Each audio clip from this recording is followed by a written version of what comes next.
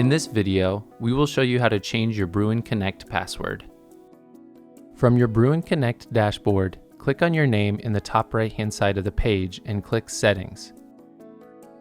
If you see the green Edit Profile button, click it and provide your BRUIN Connect password and click Verify. The form of multi-factor authentication you selected while registering your account will be prompted, and you will have to verify your sign-in to change your profile settings. Back on the Account Settings page, find the Change Password section. Type your current password in the Current Password field. Type your new password in the New Password field.